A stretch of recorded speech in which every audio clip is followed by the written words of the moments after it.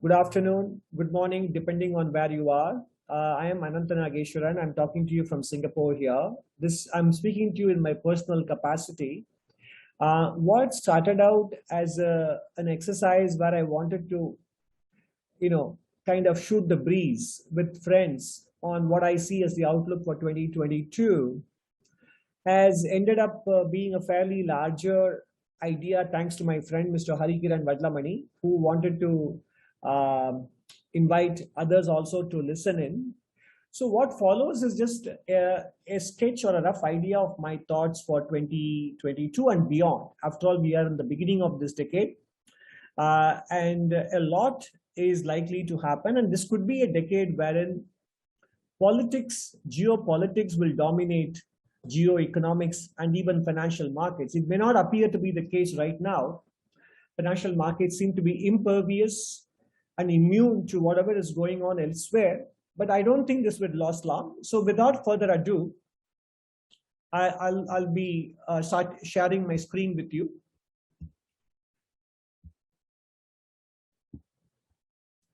So expect the unexpected. Maybe it is not that unexpected for many people. So some of you who follow the markets on a regular basis might find this a bit underwhelming, and somebody else who is not very much keeping in touch with the financial markets may find this a little bit disconnected from them. So please bear with me.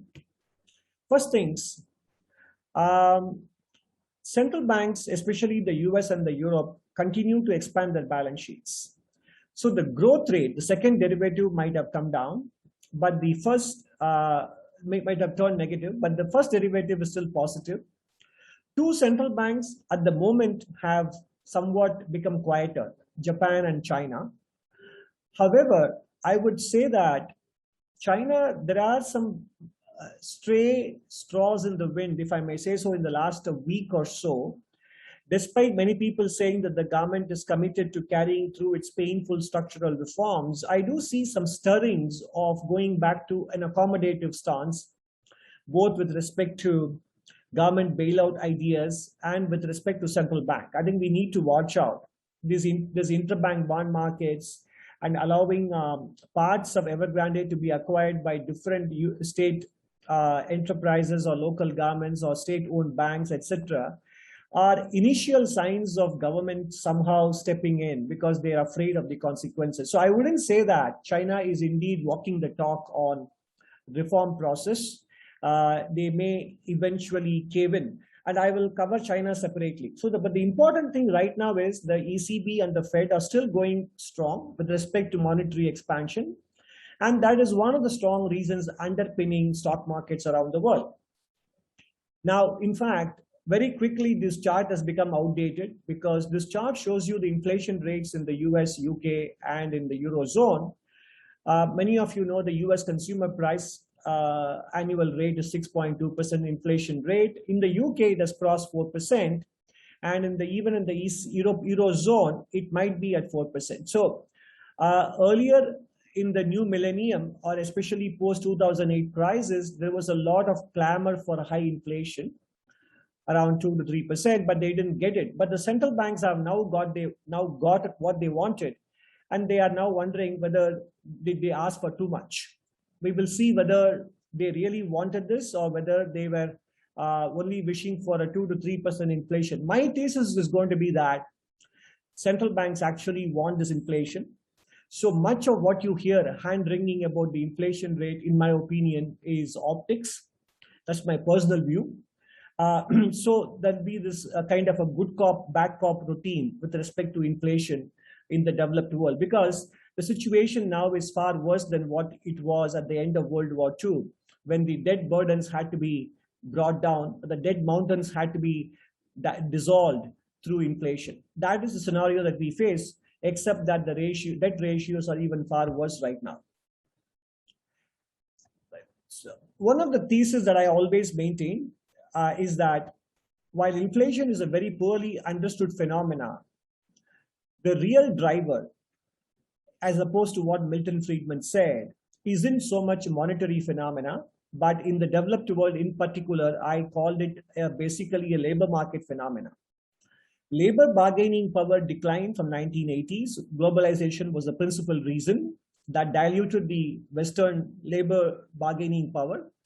Technology, globalization, outsourcing, offshoring, and of course, ancillary factors such as falling commodity prices, especially crude oil, food, etc., contributed, no doubt.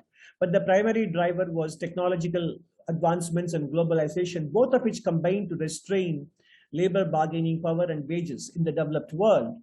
But now the pandemic, due to some unintended consequences, such as the government's bailout checks, payroll protection, as well as the opportunity to make some faster returns in the stock markets, and due to the stress levels, etc., there is a certain, and the vaccine mandate now in the public sector is clearly heading towards a situation where we might be reigniting the labor bargaining power in the developed world. If you look at the next slide, I'll just move on. You can see here, for example, the unfilled vacancies, even though many people claim that the so-called great resignation isn't really a resignation, that people are still moving from low-wage jobs to higher-wage jobs, which is possible, but still, in terms of data, the unfilled vacancies are at about 10 million in the United States, the highest in 20 years. So naturally, many companies are offering record sign-up bonuses, etc. And that is why even small business owners, nearly half of them said that they raised worker compensation in the last 3 months. So, and you are also seeing anecdotal evidence of generous sign-up bonuses and other benefits, etc. being offered. And this is some sort of a, you may call it a leading indicator or a symbolic warning of what is going on. Historically, if you notice that the price sub-index for the healthcare sector quite closely follows trends in the wages. So hospital wages, which are in this chart, advanced by about 24 months, clearly seems to correlate very well, i.e. there is a 2-year lag after which the overall healthcare price index follows. So now that the inflation rate in the wages of the healthcare workers is rising above 7% towards 8%, it is quite possible that the PCE sub-index component for healthcare will follow, and this could be the precursor to what happens in every other sector. And this indirectly confirms my hypothesis that labor bargaining power, if it persists, and I believe it would, partly because of political reasons and partly because of accidental factors like the pandemic and the policy decisions taken in its wake, the labor bargaining power will pick up inadvertently, and that would in turn therefore entrench inflation. And that's one of the reasons why I don't see it as transient, although the transient rhetoric and narrative will have to be maintained, because much of the advantages of inflation will come only if it is unanticipated. If it becomes too entrenched into wages and too entrenched into interest rate or bond market contracts, then the advantages of the high inflation will be diluted. So effectively, the purpose will be to keep real interest rates as low as possible, possibly negative, and therefore the rhetoric will be, in terms of controlling it, will be calling it temporary, but we have to watch for the actual inflation outcomes. And yes, this chart shows us that the wage growth is indeed picking up. Employers are rising wages, and we are at a level going all the way back to almost 4 decades. It's a good thing up to a point, because it will create the very inflation that advanced country governments do need. The next slide. However, what we need to watch out for is whether the capitalist or the corporate sector would actually end up resisting this. After all, 1980s, with the advent of Ronald Reagan in the US and Thatcher in the UK, it was a side of a capitalist revolution, so to speak, which tilted the balance of power towards capital. And that is what led to a secular decline in inflation and interest rates. Now, with workers gaining some kind of bargaining power, inadvertently maybe, the question is whether capitalists will be able to sort of close ranks and eventually persuade the central bank to restrain wages. While the reappointment of Powell is due anytime after Thanksgiving, or for that matter, or his replacement. I'm sorry, not reappointment, an appointment of the Federal Reserve chairperson. Even though in practice there may be very little difference between Powell and Ms. Lael Brainard, who is his contender, the appointment of Lael Brainard would indeed mark a very decisive shift in the optics. And that would mean that the process of wages generating inflation will continue relatively unhindered, whereas at least Powell will have to be little more circumspect, although as I mentioned in practice, there'll be very little difference. So we have to indeed watch out for the appointments. I don't know how close the call is, but if it is Ms. Brainard, it is an important optic shift in the US in favor of higher wages, in favor of more accommodative policies, in favor of relatively more negative real rates, and therefore inflation accommodation. As I mentioned, it is always the case that while there are leading factors like labor cost, ancillary factors do play a role. We might have had a 6% drop in crude oil prices this week, but overall industrial metals, food, and energy prices will remain elevated, partly due to the green agenda as well. And this is where I'm coming to. In fact, this table taken from a textbook I'm using for the course I'm teaching in Mumbai online. Olivier Blanchard's textbook has this very interesting table of what kind of real interest rates prevailed between 1945 and 1970. In general, on average, it was negative in all these four countries. Now, I don't have the number for the US right here. I should have probably added, because this is his table and not mine.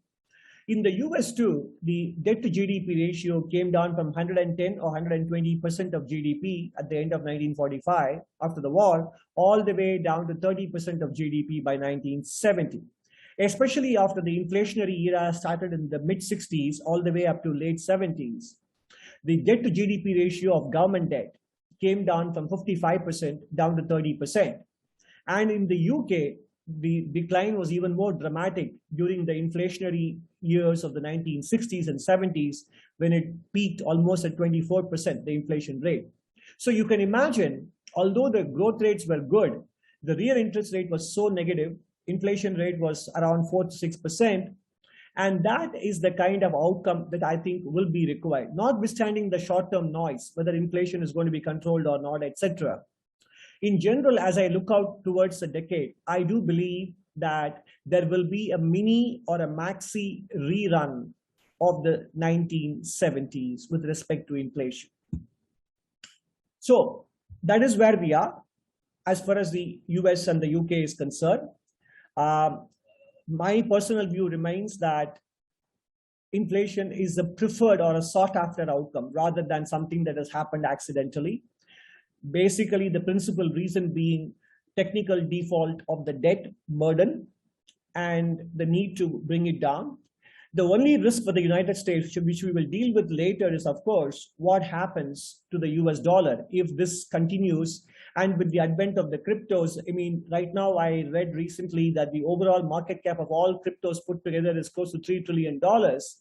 And that is indeed a challenge to the monetary authorities in the world. So given that development, and given the overall geopolitical developments, is there a threat to the dollar? Not now, as we approach the end of the decade, because right now, Eurozone and China are not in particularly great shape to challenge the US dollar's hegemony. But that is something we will come towards the end of the presentation as well. Moving on to China, I think there is a feeling that China is having a lot of control over the situation, which I not quite agree with. They have put too many balls in play, and it is very difficult to make sure that they will be catching all of them as they come down. The first thing is that we know that for the last 4 months consecutively, land sales by local governments have declined. And the manner in which Evergrande has been somehow avoiding technical default has not been very reassuring. Although, as I mentioned earlier, nascent signs of the government orchestrating a bailout is emerging. because China doesn't want to give the appearance to the outside world or to its own citizens that a bailout is indeed being launched, as it was after 2008 crisis. This is being done in stealth. So the feeling that China is biting the bullet on really reorienting the economies, unlike the Western countries, in my opinion, passes very little muster as far as I'm concerned. So local government revenues will be indeed affected. As some of you might know, in its Article 4 assessment report of the Chinese economy, the International Monetary Fund always presents its own estimate of Chinese government debt and deficit, which turns out to be much higher than the official Chinese government estimates. So in that sense, I think the continued stress in the property sector will have a knock-on effect on local government revenues, given its share is very high. And secondly, in the corporate sector, high-yield borrowers are going to find it difficult to sustain their borrowing program. So recently, the cost was seen at 25% for high-yield dollar issuers from China. This will also have a knock-on effect on capital formation, whatever little was left of it in the private sector, non-real estate. And that will be also another drag on growth. So there is a drag on fiscal, there is a drag on growth as well. Talking of technology leadership and China's decoupling, frankly speaking, based on research by Fathom Consulting, it's not my research, they basically say that China's advantage, revealed comparative advantage, is more than one, only in relatively lighter technology, lightweight sectors. In the so-called sophisticated sectors, China's RCA is below 1, which means its specialization relative to the world is actually low rather than high. So among the sectors which have an RCA greater than 1 for China, the only thing that you can think of is maybe something called omnibus called machinery and other manufacturing. Other than that, it is clothing and accessories, building materials, rubber, etc. So clearly, China hasn't stolen a march over the West when it comes to sophisticated manufacturing and technology. And what is the progress within China itself, if not you compare across time? Yes, definitely, if you look at where it was in 2005 and where it is now in 2020, in advanced railways, the lead China enjoyed has actually come down. So is the case with respect to maritime engineering compared to 2010. Maybe with respect to information technology, it has maintained where it was in 2010. But only in new energy, which is sort of renewable energy in other areas, China is probably doing a bit better than what it did about 10 years ago. But in other sectors, really the progress has been either slow or stagnant. So by and large, excepting in new energy, one would say that it doesn't really sort of create a major gap between itself and the rest of the developed world. That's not the case. What about the rest of Asia? Are they going to suffer if China indeed slows down? The answer is particularly not the case, because if you look at the highest exports from the rest of Asia to China, it's Vietnam, whose export to China as a percentage of GDP is somewhere around 16 to 17%, followed by Taiwan, somewhat unsurprisingly, since many Chinese companies did indeed locate there and then ship it back to China for final finishing before being re-exported. So in fact, the argument is that many of what is coming from China aren't still really Chinese made, but China finished. And that is what is you see with respect to the export share of Taiwan and Vietnam, which are really the intermediate processes before China completes it. That kind of confirms what you saw in the earlier two slides, where China's revealed comparative advantage was relatively on the lower side. Capital economics made this very interesting projection, and this has got a geopolitical implication. If you look at the US-China GDP, China is supposed to close the gap from 71% at the end of 2020. It will probably come very close to 87% of US GDP, pretty close. However, by the end of the decade, they project that China would actually be at 81%, which is a little bit of a regression from what it would be in 2030 towards 2050. So some kind of convergence is expected to happen this decade, but this was well before Evergrande and China government's regulatory interventions in the tech sector happened, by the way. February 2021 estimates. By 2050, China would actually be having a larger gap with respect to the US GDP. Therefore, it could very well be the case that China is an economy and a country in a hurry, given declining demographics, given the ongoing stress in one of the most important sectors in the economy, real estate, and the capricious regulatory interventions in the tech sector, with implications from all of this for potential GDP growth and for Chinese government finances. Leyland Miller, who heads the China Beige Book, recently said, China's growth rate is going to be slowing down appreciably, but he added a but the Chinese government is very Communist Party, is very comfortable with that. I'm not so sure, because I do believe that the legitimacy of the regime is indeed still bound up with economic growth and prosperity. So I am a bit skeptical that China is indeed willing to accept a lower growth rate. The proof of the pudding will be in the eating. We will see what happens. That's why I'm saying that there is stealth stimulus already underway in China. This is continuing from where we were in the earlier slides. This is actually on par with the question marks that are being raised about China's GDP statistics. So, for example, the World Bank and the Chinese National Bureau of Statistics put the share of high-tech exports in the overall goods exports at 30%. But Fathom Consulting, with its own estimates, and you can see the link that I've given you there to get some idea of what this is, how they compute it. They show the export share of GDP of China at roughly half of what the official data and the World Bank data show. So where all this is going to lead to is going to be a huge tug of war between businesses and geopolitical strategy. We all know that the reason why globalization partly advanced was also because of the collapse of the Soviet Union, and the United States therefore dedicated its attention to helping the rise of China. And it's also possible that US businesses were seeing a big opportunity there. And it took 2 decades after the Nixon visit for it to start fructifying slowly in the 1990s, which of course gathered a lot of momentum after China entered WTO in 2001. So globalization gathered momentum because the US thought that the two worlds, the communist and the capitalist world, that kind of ended. So they could now use the entire world as a global manufacturing space, and your entire pool of labor actually is no longer domestic labor, but the global labor force. So the decade of the 80s laid the policy foundation in terms of laissez-faire, inflation targeting, etc.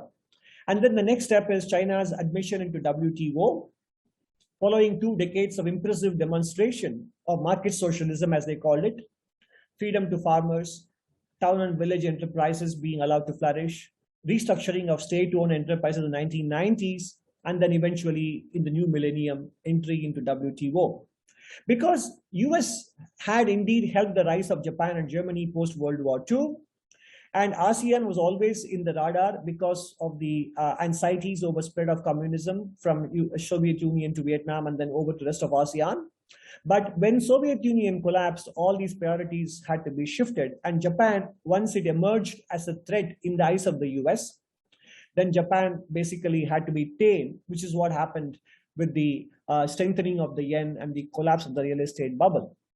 But US thought that it could repeat the act with respect to China. But given China's civilizational angst and hurt, the script hasn't really proceeded the way the US wanted with respect to China. So now the geopolitics and the political compulsions is shifting slowly. But even in the US right now, you have a government that isn't particularly very clear about how it wants to deal with China. Nonetheless, the groundswell of political opinion, if you look at the Congress, if you look at the some of the congressional party members across the aisle on both sides, there is a shift in terms of the political strategy. The question is, businesses which enthusiastically supported or even led politics by integrating with China, are they ready to bite the bullet? The answer is no. And that is going to set up the conflict. What you see here in this slide is a bunch of headlines from different sources. How European and American businesses continue to be very bullish on and continue to stay invested in China. So until now, for all the talk of supply chain relocation hasn't really happened yet. It is still at its nascent stages. You can see Volkswagen, Mercedes-Benz, Goldman Sachs, BlackRock, financial as well as non-financial businesses continue to stay engaged with China. That is why I say that globalization might have ended. It may not be proceeding at the same pace, but I don't think deglobalization has really started. But as the decade advances, I do believe that eventually business will have to follow where political strategy is leading. Deglobalization will begin, and that will also add to the inflationary pressures, because globalization was one of the key factors behind the disinflation of the 80s and 90s and the new millennium. So for the time being, of course, the United States corporate sector is very much in hock to China. And in fact, this story, if you haven't read, US PE and VC companies continue to aid China's bid for chip dominance despite security concerns. And you might have also read the story of a secret port project in the UAE that the US is concerned about. But within the United States, as I mentioned, even though the government per se at the highest level is confused, with respect to foreign policy, it is not a surprise that there are multiple sovereigns within each country.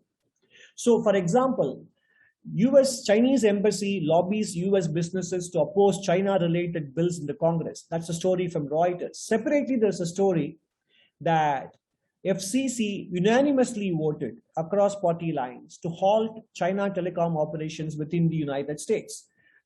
So you have this multiple sovereigns at work within the United States. And my opinion is that by the time the middle of the decade comes around, even after 2022 midterm elections or after the 2024 presidential elections, this will crystallize something more concretely.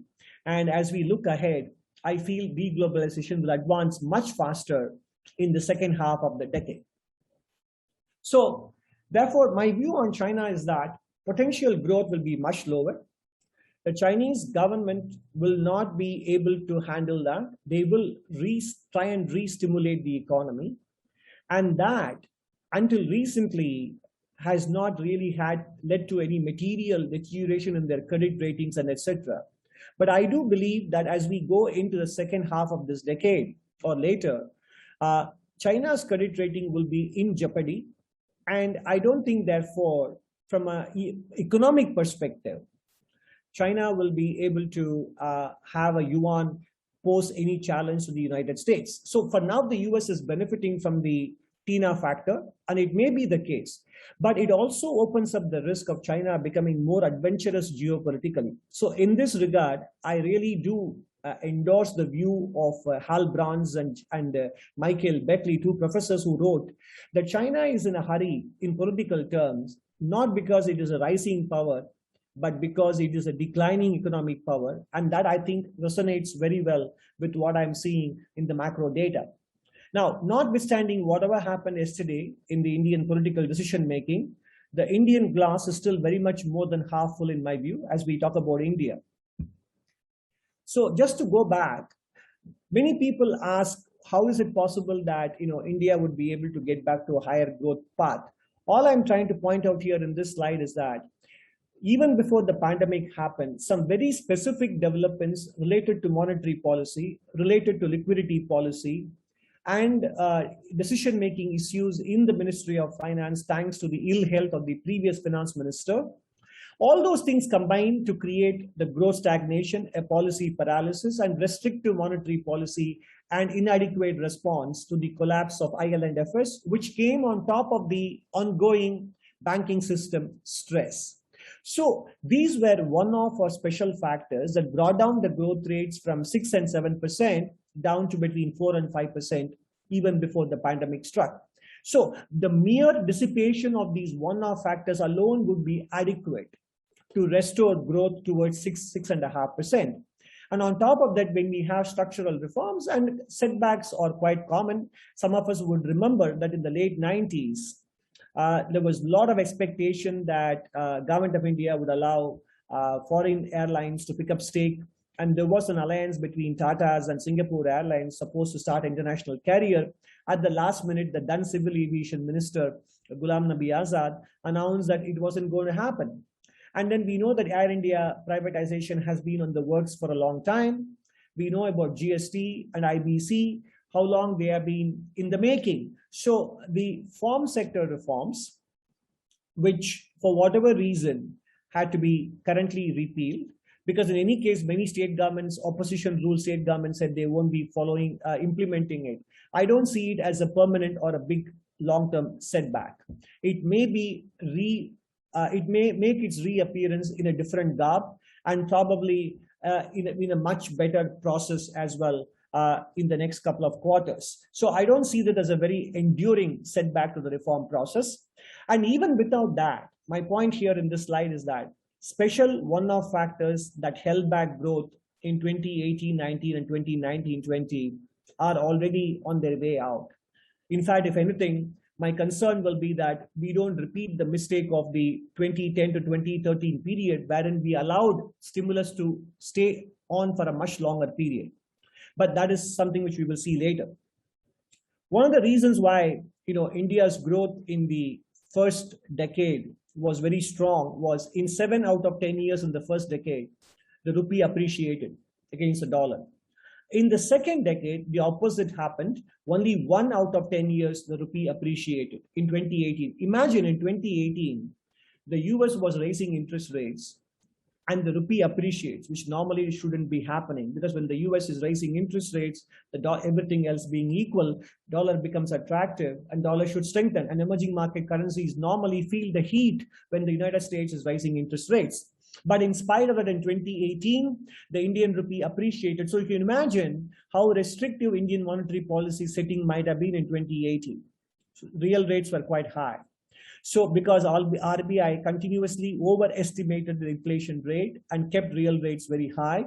And that is the reason why in 2018, rupee appreciated. The blue bar below zero means USD INR goes down. So the first decade, we had rupee appreciation. Second decade, we had rupee depreciation, and also it compounded with the financial system stress. Therefore, India's dollar GDP in per capita terms grew very, very weakly in the second decade, leading many people to call it, therefore, the last decade for growth. But the bulk of it is mainly due to the fact that the Indian rupee weakened quite a bit between 2011 and 2013. So the net result of it is what we see as the continuous decline in nominal and real GDP, especially in 18-19 and 19-20, and then the pandemic year. But where we are right now is that, sorry about this slide, but full of numbers. This is from the Petroleum Planning and Consulting cell of the Government of India, Ministry of Petroleum. You can download it yourself. What you are trying to say, what I'm trying to show here is on the right-hand side.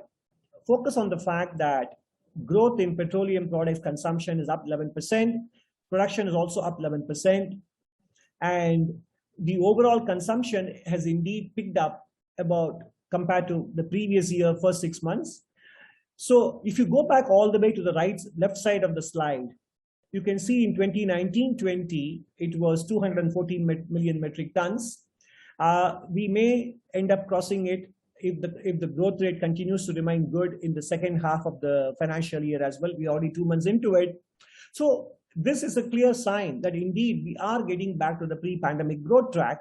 And on top of that, with monetary policy accommodative, with structural reforms having already happened, I do see that on a sustainable basis, we are already on track for 6 to 7%, not just for the next year or the year after. I'm saying in the medium term, we are on a sustainable path of 6 to 7% growth, which is pretty all right, very respectable.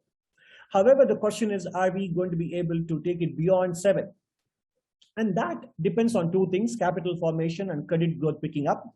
I would concede that the signs are still not there yet with respect to the banking sector, credit growth to the corporate sector. You can see that in the 1990s, we had around 25 to 30% of GDP, which was the ratio of the bank credit to non-financial sector. And then it took off in the first decade, going from 30 to 55%, which was a pretty big jump, 25 percentage points in a decade when GDP also was growing at 14% nominal GDP. So you had a situation where credit growth, bank credit growth was running at probably 22% per annum on an average. And that naturally led to indigestion and stress. And that is why the bank credit to GDP ratio stagnated quite a bit throughout the last decade. And that was one of the principal reasons for growth slowing down, not because of, small factors like demonetization or GST introduction or IBC, which were definitely requiring behavioral changes on the part of the industry. But I would consider them as short-term factors. The real big stress factor was the credit indigestion, credit excess of the previous decade that had to be worked its way out of the system. And now that it is behind us, I do feel that the rest of the decade, we should see this growth, this line picking up and heading towards 70% of GDP as the decade progresses. That is my second reason for optimism, that A, we have removed some of the temporary factors that held back growth. Two, credit growth should pick up because the process of indigestion has been sort of ameliorated. And then we have multiple reform packages, even though I might have not included some of the 5 Atmanirbhar packages that came out last year. In fact, I should add here 2 things which might make a difference very substantially, and they may not attract the headlines of newspapers, which is the Gati Shakti, which is the information dashboard of collaboration and coordination between government departments and ministries at the union government level. And the last one announced October 29th in public procurement policies, including a mandatory 75% payment within 10 days of completion of the project by the government. These from the point of view of governance, in my opinion, are quite transformative, and the impact of that would be felt as the years roll by. So I should add those 2 boxes as well, Gati Shakti and public procurement reforms. FDI numbers starting from 2014 crossed $30 billion net FDI. I mean, that is gross FDI into India minus FDI out of India, crossed $30 billion. And in the last financial year, it was heading towards $45 billion. So we will, in my opinion, given whatever is going on in China and given whatever is going on among the other BRICS countries, if you look at even outside of BRICS, Turkey or Russia or Brazil, India, even without doing anything spectacular, should become a natural beneficiary of investors' attention. And in a way, it will be a continuation of the trend that we have witnessed since 2006. This is a chart from T. Ravishankar's speech, a very good speech on capital account convertibility. He showed that India's cumulative FDI inflows far outstrips portfolio flows. That's, I think, a very healthy sign. And in my opinion, this trend will indeed continue.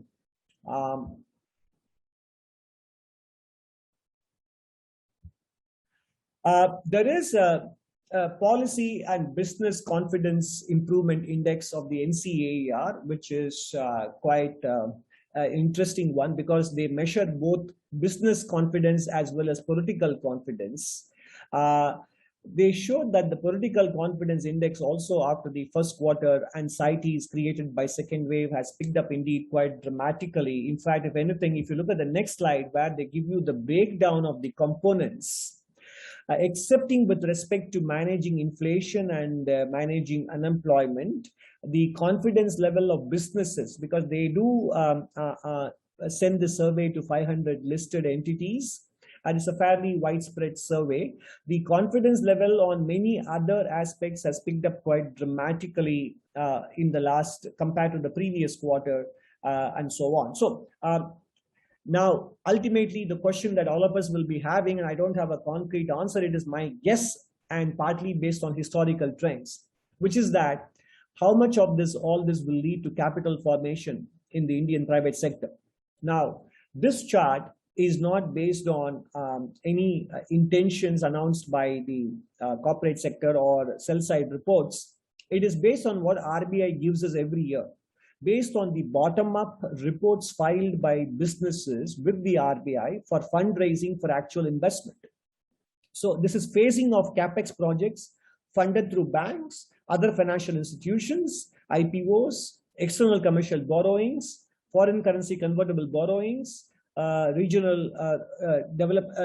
rupee denominated bonds, and IPOs once again appearing there. So clearly, this is a much better indication of whether they are putting their money where their mouth is. And as you can see here, clearly due to the balance sheet stress in the corporate sector, the actual phasing of CapEx was indeed coming down throughout the decade. But interestingly, as you see, between 2019-20, it was beginning to recover before COVID struck. What I show on the line, the red line, and the numbers on the top of it is capacity utilization in the manufacturing sector. So capacity utilization rates, even though they remained high, that did not come in the way of the CapEx recovery beginning to appear in 2019, 18-19, and 19-20. Okay, so the argument that capex rates are so low right now should preclude capital formation has definitely an element of truth.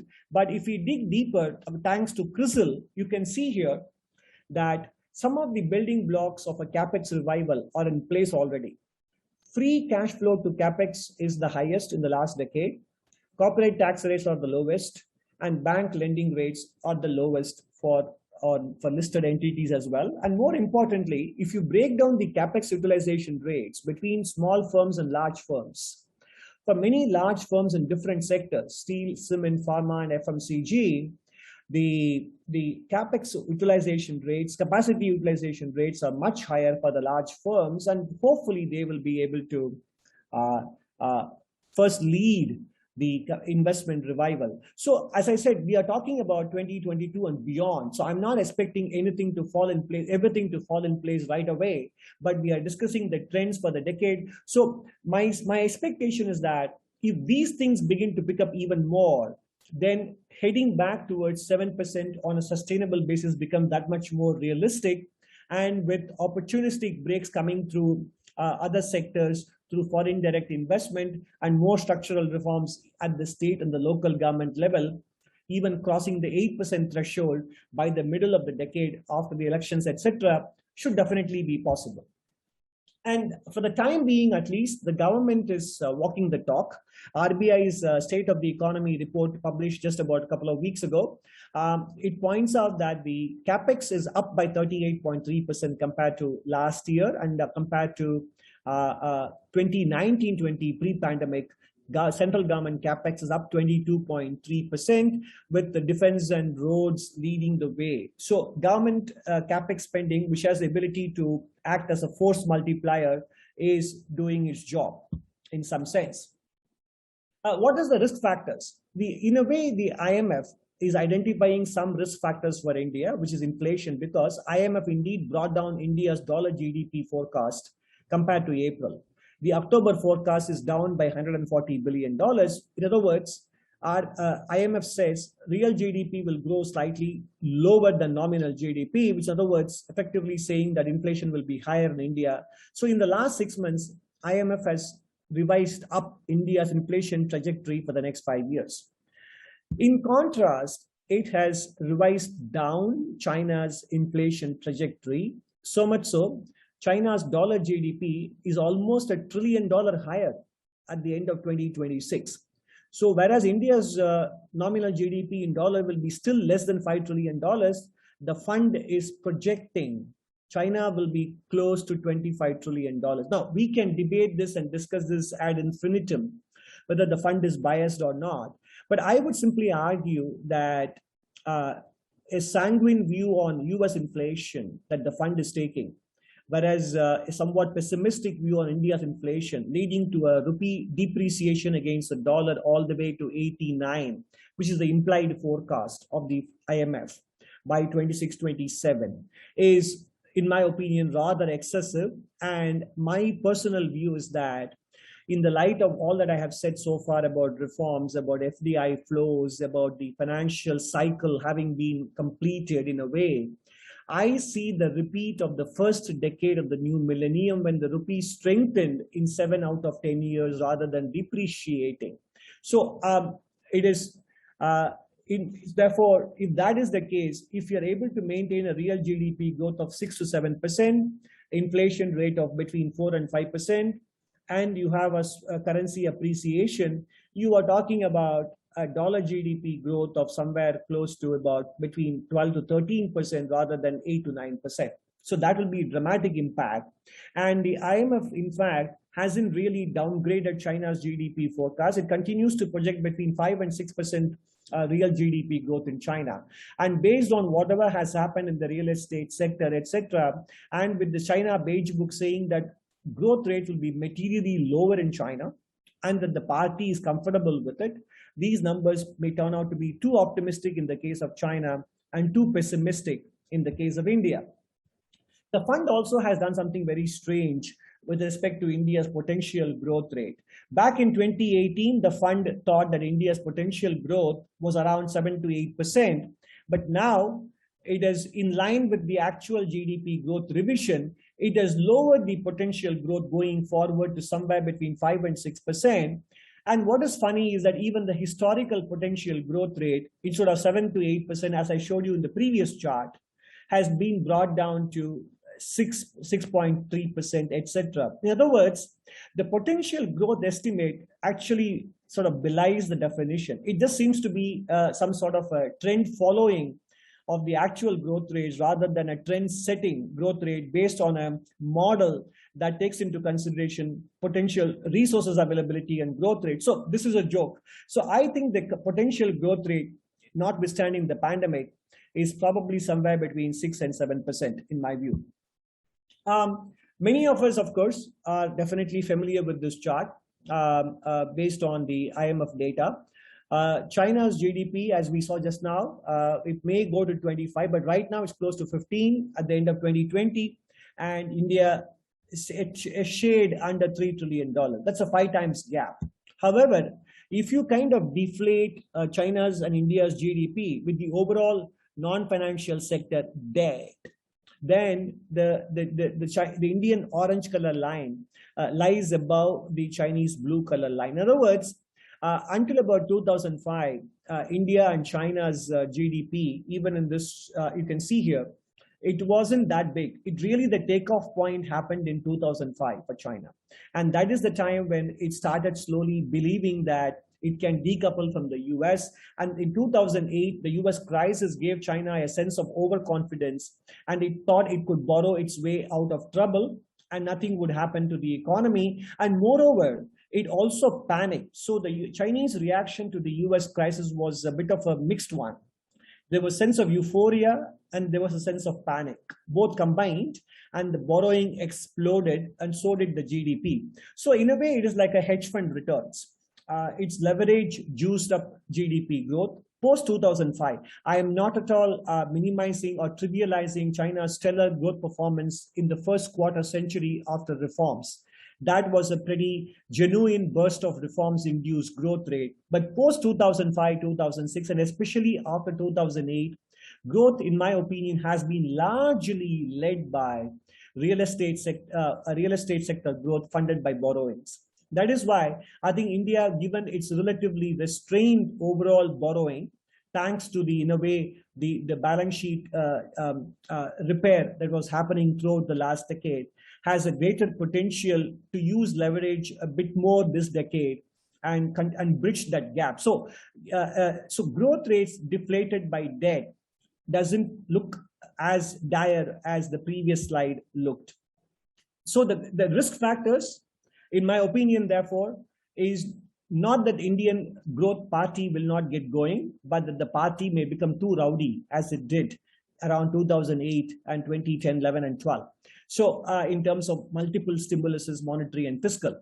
So if you look at the RBI balance sheet as a percentage of GDP, isn't too small. It is heading towards 30%, whereas the Fed is heading towards 35, 36, 40%. So it's important that at some point, while the current RBI governor has very deftly managed the past 3 years, the real test will come how far to sort of pull the punch bowl without necessarily affecting the growth rate.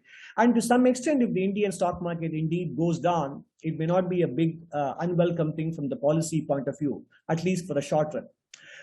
Inflation expectations in India haven't really followed the inflation targeting regime. If you look at it, actual inflation rates experienced in the food market and in the energy markets have driven India's inflation expectation. This is the RBI survey of households.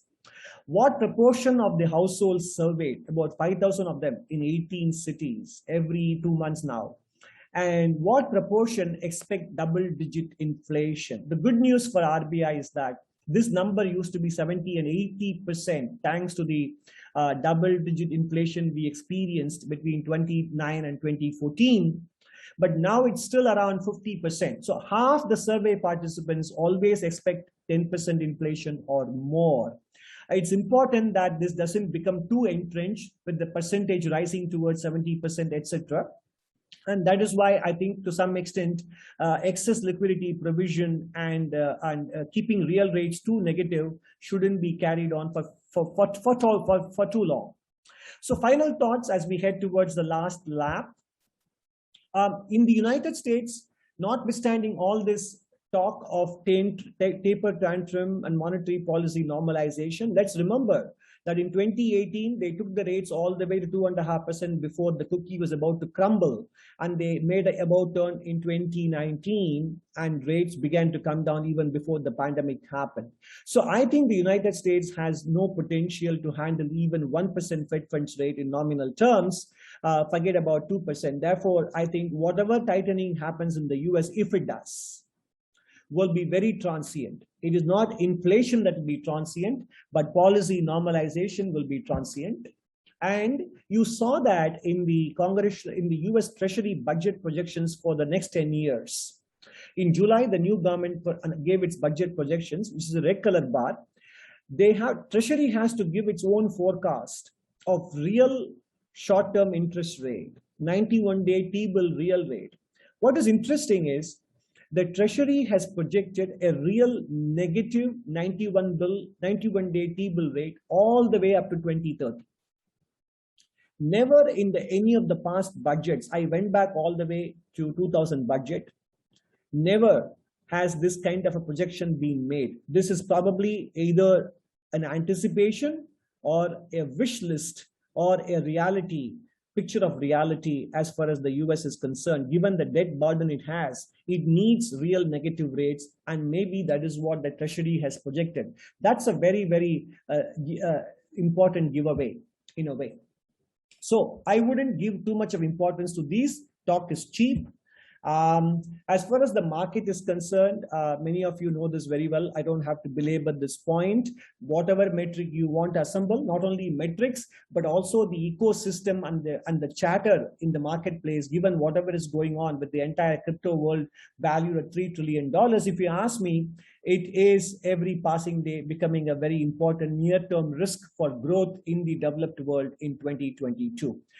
Many people always ask for a trigger, and as Jeremy Grantham says here, you will very seldom identify the trigger, the pin that pops it beforehand, ex ante. Most of it is very clear with the benefit of hindsight. So the truth is, the biggest cage rattler of all is everything else you haven't thought about. It is not monetary policy. It is not geopolitics, maybe whatever. Any accident can happen given the excessive speculation and greed and leverage that is currently out there. So it is the biggest risk. But I would tell you, if it does happen, it will actually be a very good thing what the doctor ordered for India, because it will remove the froth in the Indian market. It will take away the policy dilemmas that RBI is facing. It may bring down energy prices, because in the near term at least, because growth rates in the developed world will definitely slow down. And policy in the developed world will once again be forced to become expansionary after a brief hiatus.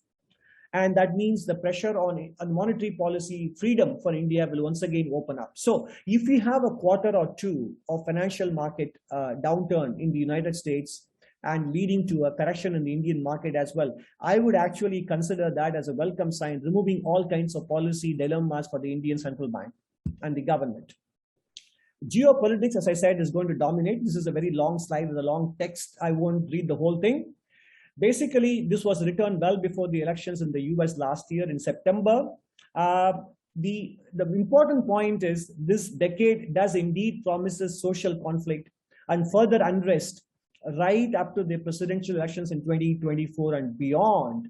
And I think the country still remains polarized. You can see the reactions to the acquittal of Kyle Rittenhouse, I forget the name fully. So in other words, the turbulent 20s is still ahead of America, even if the election hurdle is crossed. I wrote this in September 2020. The election hurdle, in whatever manner it was, has been crossed, but the decade will still be a turbulent one for the United States. A month before that article, I tried to take a sort of a peek into how geopolitics might unfold. We have to watch out for the kind of Eurasian landmass alliance that Harold Mackinder wrote about. So we need to look out for what the new German chancellor would do. So we need to watch out for German, Russian, China kind of arrangement or alliance or formal or informal coming through. The United States would actually try and appease China, as this government is trying to do. But the US dollar, therefore, even though in the near term, it appears to be that there is no alternative, but it is ultimately global reserve currency status is more a political decision rather than an economic decision alone. But it could be threatened by a coalition of the euro and Chinese yuan. This is sort of blue sky painting I did. So you might at the moment think I'm just sort of talking nonsense here, talking about the alliance of Russia, China, and Germany, etc., and coordinated alliance of Europe and China threatening the US domination. But stranger things have happened. So you need to just keep this in the back of your mind. And it is not something I'm talking about for the next year or the next year or the year after, but we are painting the picture for the entire decade. In fact, I'm saying that things may have to get a lot worse in the United States before its elites, both political and business, come to their senses and the rebuilding of the country begins. So right now, what we are seeing is unraveling, and it has barely begun in the United States. It is, in fact, the worst thing that happened to the US was the collapse of the Soviet Union, because all said and done, you need competition. Moment the competition wanes, internal contradictions always emerge. Professor Joseph Henrich, I would strongly recommend this book, even though it's a bit laborious reading. Without competition, elites will actually fight among themselves. State level institutions will be torn apart. Cracks, gaps, and loopholes will appear, allowing narrow elite interests to flood in, as lineages, clans, and sometimes entire ethnic communities devise ways to exploit state institutions for their own ends. Complex societies always collapse as the higher level institutions that integrate and unify them eventually deteriorate and crumble. For those of you who are not already familiar, I would also recommend The Fate of Empires by Sir John Glubb, a great speech made in 1977 that kind of foretells or even foreshadows a lot of what is happening in the United States right now. And some of my own writings in the last 1 year in Mint, trying to take a look at how geopolitics would influence geoeconomics in the course of this decade. And the US, like its predecessors, is already into 100 years of its kind of dominance. So maybe its time is up. We don't know. We will see by the end of the decade. It is a very non-trivial probability that the reign of the US dollar as a global reserve currency may come to an end by the end of this decade, unless the US miraculously gets its act together politically and economically well before that. So thank you very much for listening to me patiently. As I said, it's my personal view. Some of you may have found it underwhelming, some of you a bit overwhelming. My apologies. I hope it does help you to form your own thoughts much more clearly, whether you agreed or disagreed with me.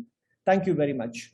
We have some time in case you have questions. I'm happy to take them. Otherwise, yeah.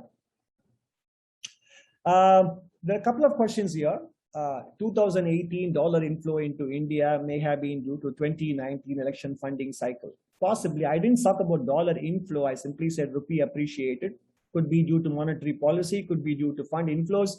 But in the absence of magnitudes, I have no idea. Maybe you are right. I can't speculate here. But the fact it is true that India's real interest rates were quite restrictive. Kaushik has a question here. Before the third term, there may be a possibility of China invading Taiwan. Yes, but it is possible. I mean, nothing, you can never say no to anything. Will it change the analysis? I mean, well, it will definitely change the analysis, and it will be somewhat facile on my part to say, I have thought through it already. No, I have not. But that said, some initial pointers I can give you. It may probably make the US administration become a little bit more firmer. I mean, after all, if you remember back in the 1930s, a similar situation prevailed with respect to the Allied countries' attitude towards Germany. Elites were very happy to continue to appease Hitler, and the Naval Chamberlain government actually was one of them. But surprisingly, out of the blue, the Chamberlain government gave a security guarantee to Poland, which basically made it into a global conflagration.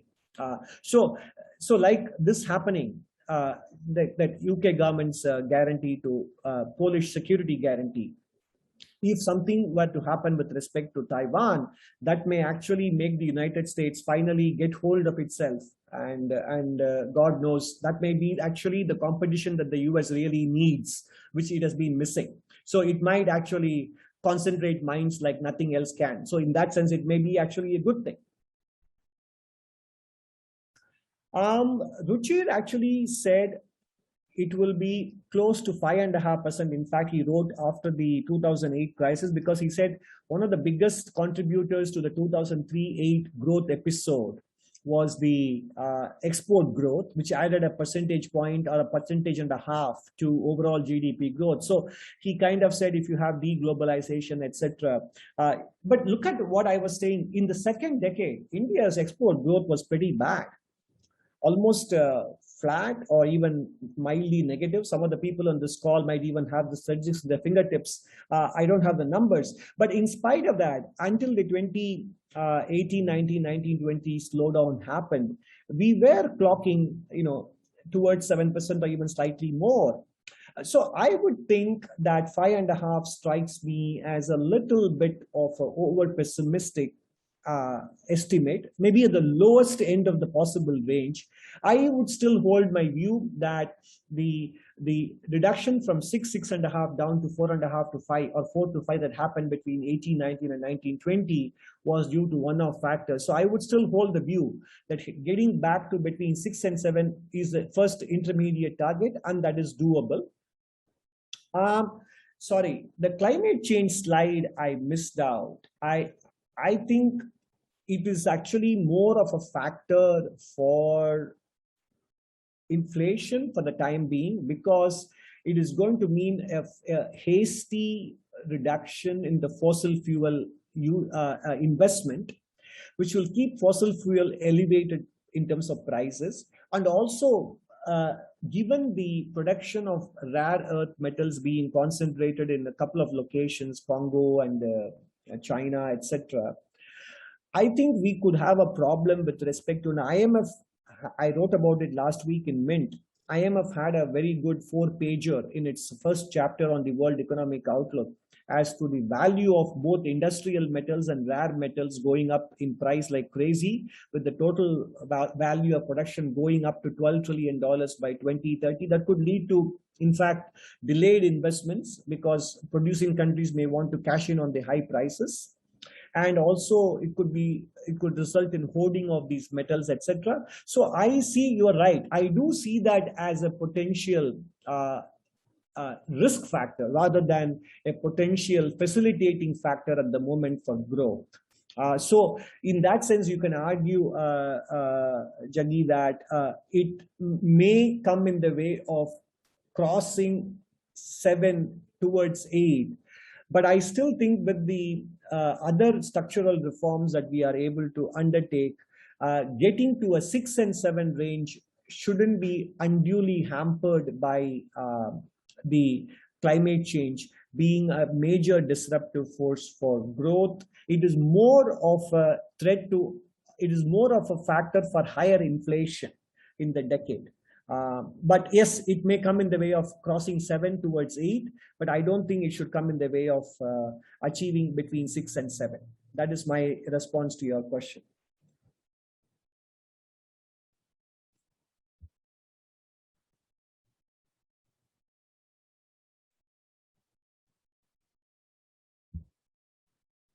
Are there any other questions or comments or anything from anybody else?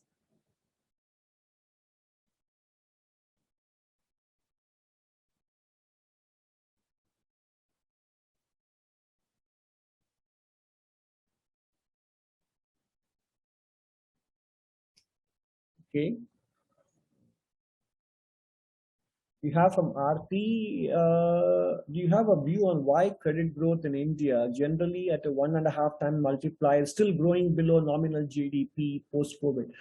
I think the problem is, I don't know whether we have hit the post-COVID mindset. I mean, if you see what is going on with respect to Europe and other countries, I would definitely argue that the post-COVID mindset hasn't really set in some sense.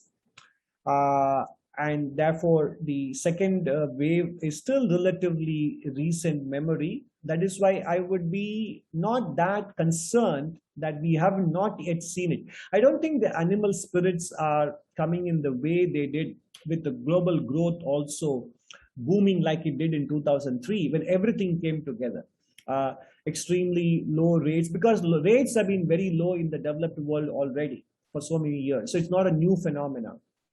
And financial markets had bottomed out after the collapse. Now financial markets are on a tear already. So in some sense, so there was this massive spurt in growth coming from multiple directions, and those things are not firing on all cylinders. You are seeing capital flowing more into speculative investments into cryptos and stocks, even in the developed world. So I don't think the kind of growth drivers as opposed to financial market drivers that we had in 2002, 2003 are currently present. So when that happens, and when COVID mindset or COVID psychology is truly behind us, and then I have a feeling that 22, 23 financial year onwards, we could actually have a credit growth revival happening. So I still view this as I'm still optimistic about this happening.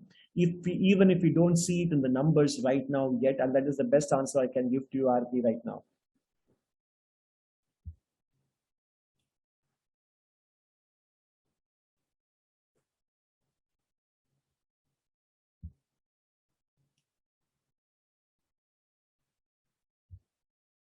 Okay.